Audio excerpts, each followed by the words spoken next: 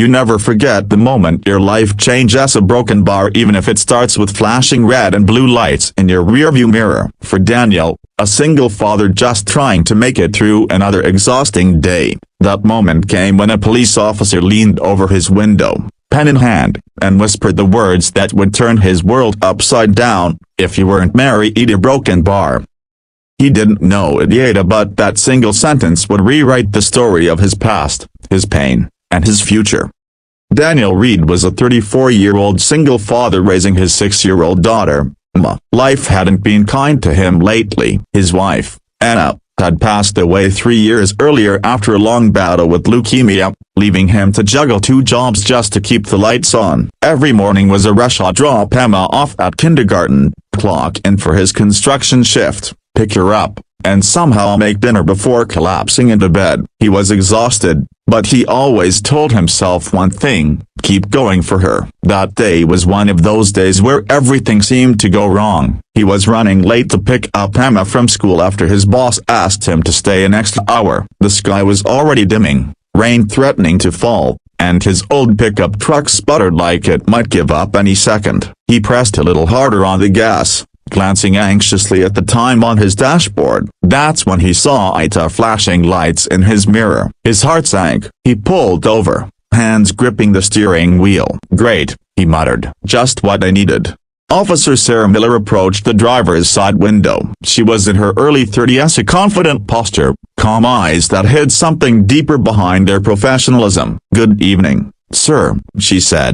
"Do you know how fast you were going?" Daniel sighed. "Yeah, broken bar. I'm sorry, I wasn't paying attention. I'm just running late to pick up my daughter. It won't happen again." Sarah studied him for a moment. His hands were rough and calloused, his shirt stained with sweat and dust. But what caught her attention most was the back seat, an empty booster seat with a little pink lunchbox beside it. "I understand," she said softly, glancing down at her ticket pad. "License and registration, please." He handed them over, his mind already spinning through the cost of the fine, the gas money, the groceries he'd have to cut back on this week.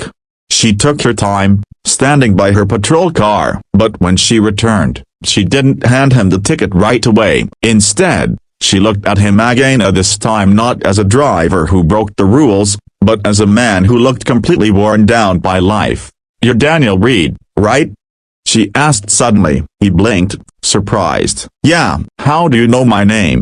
"I recognized you," she said with a small smile. "You used to come to the hospital." "I was a nurse before I joined the force." "Your wife, via broken bar Anna, wasn't it?" Daniel's chest tightened. "You a broken bar? You knew Anna?" Sarah nodded. "She was one of the kindest patients I ever met. She used to talk about you all the time, via how you'd bring her coffee every morning, how you'd sleep in that uncomfortable chair just to stay near her." Her voice softened.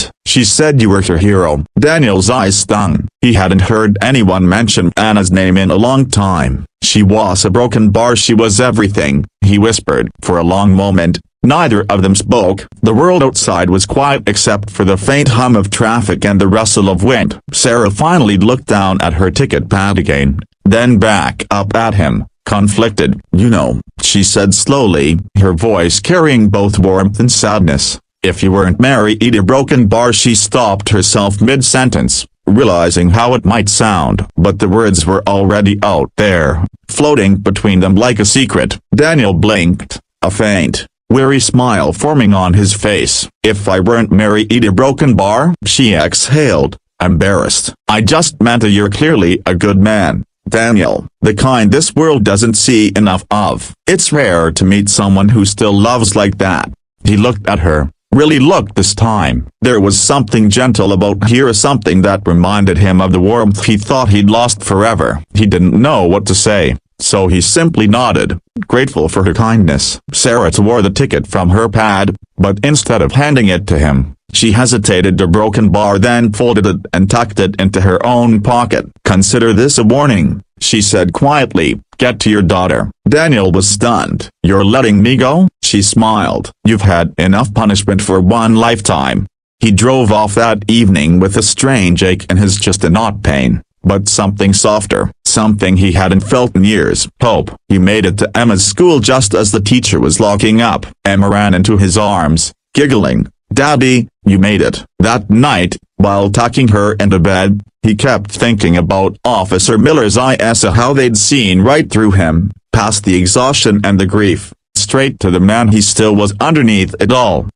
Days passed, then weeks. Daniel didn't expect to see her again, but life has a funny way of crossing paths twice. One morning, as he dropped Emma at school, he noticed Sarah volunteering at the crossing guard post. Their eyes met, and she smiled. That same warm smile that made him feel a broken bar scene. He parked the truck and walked over. "Didn't think cops did school duty," he joked. "Sometimes we do," she replied, grinning. "Especially when we owe someone a second chance." Emma waved shyly. "Hi, are you the lady who helped my daddy?" Sarah bent down, smiling wide. "Maybe I am." Over the next few months, their paths crossed again and again at school events, charity drives, the occasional coffee stop. Slowly, friendship bloomed. Daniel found himself laughing again, telling stories, even dreaming a little. Sarah never tried to replace Anna. Instead, she honored her by helping Daniel heal. One evening, while walking Emma to the car after a school fundraiser, Sarah looked up at the stars and said softly, "You know, Danielle, a broken bar the night I pulled you over. I thought I was just doing my job, but maybe that was the universe doing its job." Daniel smiled, his voice steady but full of emotion. "Maybe it was.